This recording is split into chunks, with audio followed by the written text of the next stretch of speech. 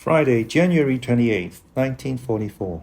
Dearest Kitty, in recent weeks I've developed a great liking for family trees and the genealogical tables of royal families. I've come to the conclusion that once you begin your search, you have to keep digging deeper and deeper into the past, which leads you to even more interesting discoveries.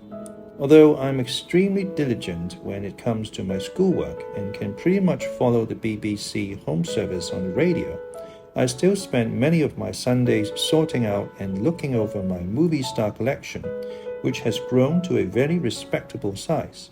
Mr. Kugler makes me happy every Monday by bringing me a copy of Cinema and Theatre magazine. The less worldly members of our household often refer to this small indulgence as a waste of money, yet they never fail to be surprised at how accurately I can list the actors in any given movie, even after a year. Beb, who often goes to the movies with her boyfriend on her day off, tells me on Saturday the name of the show they're going to see, and I then proceed to rattle off the names of the leading actors and actresses and the reviews. Mums recently remarked that I wouldn't need to go to the movies later on because I know all the plots, the names of the stars and the reviews by heart. Whenever I come sailing in with a new hairstyle, I can read the disapproval on their faces, and I can be sure someone will ask which movie star I'm trying to imitate. My reply, that it's my own invention, is greeted with skepticism. As for the hairdo, it doesn't hold its set for more than half an hour. By that time, I'm so sick and tired with their remarks that I race to the bathroom and restore my hair to its normal mass of curls. Yours, Anne.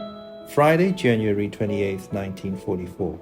Dearest Kitty, this morning I was wondering whether you ever felt like a cow, having to chew my stale news over and over again until you're so fed up with the monotonous fare that you yawn and secretly wish Anne would dig up something new. Sorry. I know you find it dull as ditch water, but imagine how sick and tired I am of hearing the same old stuff. If the talk at mealtime isn't about politics or good food, then Mother or Mrs. Vandy trot out stories about their childhood that we've heard 1,000 times before, or Dussel goes on and on about beautiful racehorses, his Charlotte's extensive wardrobe, leaky rowboats, boys who can swim at the age of 4, aching muscles and frightened patience. It all boils down to this. Whenever one of the 8 of us opens his mouth, the other 7 can finish the story for him. We know the punchline of every joke before it gets told, so that whoever's telling it is left to laugh alone. The various milkmen, grocers, and butchers of the 2 former housewives have been praised to the skies or run into the ground so many times that in our imaginations they've grown as old as Methuselah. There's absolutely no chance of anything new or fresh being brought up for discussion in the annex.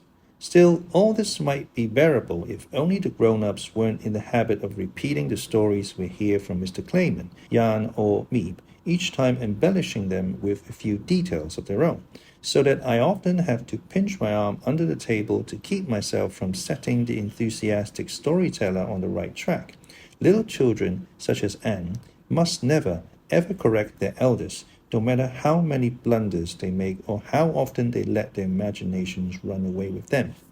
Jan and Mr. Clayman love talking about people who have gone underground or into hiding. They know they're eager to hear about others in our situation and that we truly sympathize with the sorrow of those who've been arrested as well as the joy of prisoners who've been freed. Going underground or into hiding has become as routine as the proverbial pipe and slippers that used to await the man of the house after a long day at work. There are many resistance groups, such as Free Netherlands, that forge identity cards, provide financial support to those in hiding, organize hiding places, and find work for young Christians who go underground. It's amazing how much these generous and unselfish people do, risking their own lives to help and save others. The best example of this is our own helpers, who have managed to pull us through so far and will hopefully bring us safely to shore, because otherwise they'll find themselves sharing the fate of those they're trying to protect. Never have they uttered a single word about the burden we must be, never have they complained that we're too much trouble. They come upstairs every day and talk to the men about business and politics, to the women about food and wartime difficulties, and to the children about books and newspapers. They put on their most cheerful expressions, bring flowers and gifts for birthdays and holidays, and are always ready to do what they can. That's something we should never forget. While others display their heroism in battle against the Germans, our helpers prove theirs every day by their good spirits and affection. The most bizarre stories are making the rounds, yet most of them are really true. For instance, Mr. Clayman reported this week that a soccer match was held in the province of Gelderland. One team consisted entirely of men who had gone underground, and the other of 11 military policemen. In Hilversum, new registration cards were issued. In order for the many people in hiding to get their rations, the registrar asked all those hiding in that district to pick up their cards at a specified hour, when the documents could be collected at a separate table. All the same, you have to be careful that stunts like these don't reach the ears of the Germans. Yours, Anne. Sunday, January 30th, 1944. My dearest kid. Another Sunday has rolled round. I don't mind them as much as I did in the beginning, but they're boring enough. I still haven't gone to the warehouse yet, but maybe sometime soon. Last night I went downstairs in the dark, all by myself, after having been there with Father a few nights before. I stood at the top of the stairs while German planes flew back and forth, and I knew I was on my own, that I couldn't count on others for support. My fear vanished. I looked up at the sky and trusted in God. I have an intense need to be alone. Father has noticed I'm not my usual self, but I can't tell him what's bothering me. All I want to do is scream, "Let me be, leave me alone." Who knows? Perhaps the day will come when I'm left alone more than I'd like. Anne Frank. Thursday, February 3rd, 1944. Dearest Kitty, invasion fever is mounting daily throughout the country.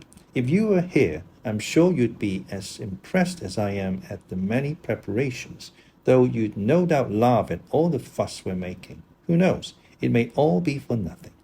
The papers are full of invasion news and are driving everyone insane with such statements as, in the event of a British landing in Holland, the Germans will do what they can to defend the country, even flooding it if necessary. They've published maps of Holland with the potential flood areas marked. Since large portions of Amsterdam were shaded in, our first question was what we should do if the water in the streets rose to above our waists. This tricky question elicited a variety of responses. It will be impossible to walk or ride a bike, so we'll have to wade through the water. Don't be silly. We'll have to try and swim. We'll all put on our bathing suits and caps and swim underwater as much as we can, so nobody can see we're Jews. Oh, baloney. I can just imagine the ladies swimming with the rats biting their legs. We won't even be able to leave the house. The warehouse is so unstable it will collapse if there's a flood. Listen, everyone, all joking aside, we really ought to try and get a boat. Why bother? I have a better idea. We can each take a packing crate from the attic and row with a wooden spoon. I'm going to walk on stilts. I used to be a whiz at it when I was young. Jan Gies won't need to. He'll let his wife ride piggyback, and then Meep will be on stilts. So now you have a rough idea of what's going on, don't you, kid? This light-hearted banter is all very amusing, but reality will prove otherwise. The second question about the invasion was bound to arise. What should we do if the Germans evacuate Amsterdam? Leave the city along with the others, disguise ourselves as well as we can. Whatever happens, don't go outside. The best thing to do is to stay put. The Germans are capable of herding the entire population of Holland into Germany, where they'll all die. Of course we'll stay here. This is the safest place. We'll try to talk Clayman and his family into coming here to live with us. We'll somehow get hold of a bag of wood shavings, so we can sleep on the floor. Let's ask Meep and Clayman to bring some blankets, just in case, and we'll order some extra cereal grains to supplement the 65 pounds we already have. Jan can try to find some more beans. At the moment, we've got about 65 pounds of beans and 10 pounds of split peas, and don't forget the 50 cans of vegetables. What about the rest, Mother? Give us the latest figures. 10 cans of fish, 40 cans of milk, 20 pounds of powdered milk, 3 bottles of oil, 4 crocks of butter, 4 jars of meat, 2 big jars of strawberries, 2 jars of raspberries, 20 jars of tomatoes, 10 pounds of oatmeal, 9 pounds of rice. That's it. Our provisions are holding up fairly well. All the same, we have to feed the office staff, which means dipping into our stock every week, so it's not as much as it seems. We have enough coal and firewood, candles too. Let's all make little money bags to hide in our clothes so we can take our money with us if we need to leave here. We can make lists of what to take first in case we have to run for it, and pack our knapsacks in advance. When the time comes, we'll put 2 people on the lookout, one on the loft at the front of the house and one in the back. Hey, what's the use of so much food if there isn't any water, gas, or electricity? We'll have to cook on the wood stove, filter the water and boil it. We should clean some big jugs and fill them with water. We can also store water in the 3 kettles we use for canning and in the wash tub. Besides, we still have about 230 pounds of winter potatoes in the spice storeroom. All day long, that's all I hear. Invasion, invasion, nothing but invasion. Arguments about going hungry, dying, bombs, fire extinguishers, sleeping bags, identity cards, poison gas, etc. Not exactly cheerful. A good example of the explicit warnings of the male contingent is the following conversation with Jan. Annex. We're afraid that when Germans retreat, they'll take the entire population with them. Jan. That's impossible. They haven't got enough trains. Annex. Trains? Do you really think they put civilians on trains? Absolutely not. Everyone will have to hoof it. Jan. I can't believe that. You're always looking on the dark side. What reason would they have to round up all the civilians and take them along? Annex. Don't you remember Goebbels saying that if the Germans have to go, they'll slam the doors to all the occupied territories behind them? Jan. They've said a lot of things. Annex. Do you think the Germans are too noble and humane to do it? Their reasoning is, if we go under, we'll drag everyone else down with us. Jan. You can say what you like. I just don't believe. Annex. It's always the same old story. No one wants to see the danger until it's staring them in the face. Jan. But you don't know anything for sure. You're just making an assumption. Annex. Because we've already been through it all ourselves. First in Germany and then here. What do you think is happening in Russia? Jan. You shouldn't include the Jews. I don't think anyone knows what's going on in Russia. The British and the Russians are probably exaggerating for propaganda purposes, just like the Germans. Annex. Absolutely not. The BBC has always told the truth, and even if the news is slightly exaggerated, the facts are bad enough as they are. You can't deny that millions of peace-loving citizens in Poland and Russia have been murdered or gassed. I'll spare you the rest of our conversations. I'm very calm and take no notice of all the fuss. I've reached a point where I hardly care whether I live or die. The world will keep on turning without me, and I can't do anything to change events anyway. I'll just let matters take their course and concentrate on studying and hope that everything will be all right in the end. Yours, Anne. Tuesday, February 8th, 1944. Dear Kitty, I can't tell you how I feel. 1 minute I'm longing for peace and quiet, and the next for a little fun. We've forgotten how to laugh. I mean, laughing so hard you can't stop. This morning I had the giggles, you know, the kind we used to have at school. Margaret and I were giggling like real teenagers. Last night there was another scene with Mother. Margaret was tucking her wool blanket around her when suddenly she leapt out of bed and carefully examined the blanket. What do you think she found? A pin. Mother had patched the blanket and forgotten to take it out. Father shook his head meaningfully and made a comment about how careless Mother is. Soon afterward, Mother came in from the bathroom, and just to tease her, I said, "Oh, you are cruel." Of course, she asked me why I'd said that, and we told her about the pin she'd overlooked. She immediately assumed her haughtiest expression and said, "You're a fine one to talk. When you're sewing, the entire floor is covered with pins. And look, you've left the manicure set lying around again. You never put that away either." I said I hadn't used it, and Margaret backed me up, since she was the guilty party.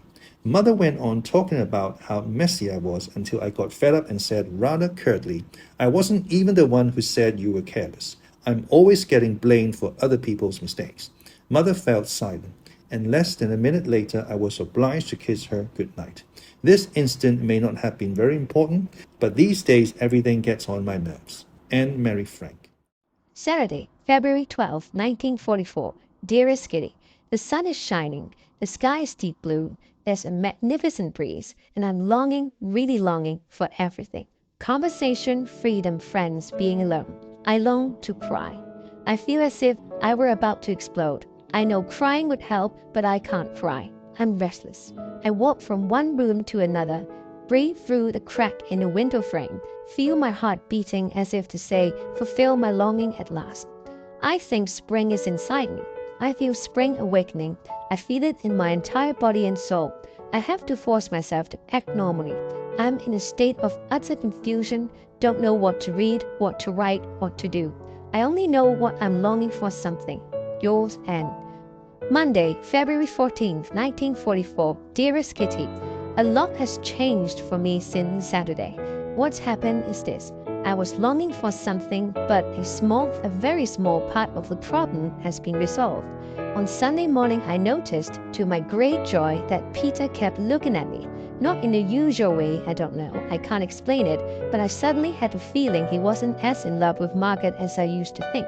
All day long, I tried not to look at him too much, because whenever I did, I caught him looking at me, and then, well, it made me feel wonderful inside, and that's not a feeling I should have too often. Sunday evening, everyone, except Pin and me, was clustered around the radio, listening to the immortal music of the German masters. Dusso kept twisting and turning the knobs, which annoyed Peter and the others too. After restraining himself for half an hour, Peter asked somewhat irritably if he would stop fiddling with the radio. Dusso replied in his fortiest tone, I'll decide that. Peter got angry and made an insolent remark. Mr. Van Daan sided with him, and Dusso had to back down. That was it. The reason for the disagreement wasn't particularly interesting in and of itself, but Peter has apparently taken the matter very much to heart, because this morning, when I was rummaging around in the crate of books in the attic, Peter came up and began telling me what had happened.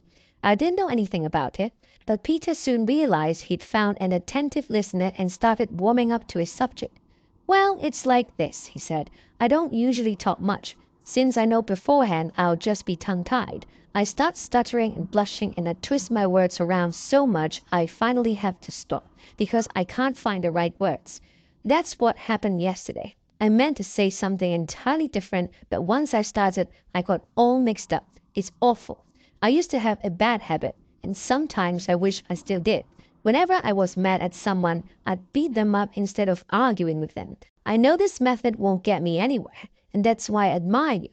You never at a loss for words. You say exactly what you want to say and aren't in the least bit shy. Oh, you're wrong about that, I replied. Most of what I say comes out very differently from the way I'd planned. Plus, I talk too much and too long, and that's just as bad. Maybe, but you have the advantage that no one can see you're embarrassed. You don't blush or go to pieces. I couldn't help being secretly amused at his words. However, since I wanted him to go on talking quietly about himself, I hid my laughter, sat down on a cushion on the floor, wrapped my arms around my knees, and gazed at him intently. I'm glad there's someone else in this house who flies into the same rages as I do. Peter seemed relieved that he could criticize Dusso without being afraid I'd tell. As for me, I was pleased too, because I sensed a strong feeling of fellowship, which I only remember having had with my girlfriends. Yours, Anne. Tuesday, February 15th, 1944. The minor run-in with Dusso had several repercussions, for which he had only himself to blame. Monday evening, Dusso came in to see Mother and told her triumphantly that Peter had asked him that morning if he'd slept well, and then added how sorry he was about what had happened Sunday evening. He hadn't really meant what he said. Dusso assured him he hadn't taken it to heart, so everything was right as rain again. Mother passed the story on to me, and I was secretly amazed that Peter, who'd been so angry at Dusso, had humbled himself despite all his assurances to the contrary. I couldn't refrain from sounding Peter out on the subject, and he instantly replied that Dusso had been lying. You should have seen Peter's face. I wish I'd had a camera. Indignation, rage, indecision, agitation, and much more crossed his face in rapid succession. That evening, Mr. Van Daan and Peter really told Dusso off, but it couldn't have been all that bad, since Peter had another dental appointment today. Actually, they never wanted to speak to each other again. Genealogical. Genealogical. Adjective. Relating to the study or tracing of lines of family descent. Proverbial. Proverbial. Adjective. Of a word or phrase, referred to in a proverb or idiom. Noun, used to stand for a word or phrase that is normally part of a proverb or idiom, but is not actually uttered. Elicit. Elicit. Verb. Evoke or draw out a reaction, answer, or fact from someone.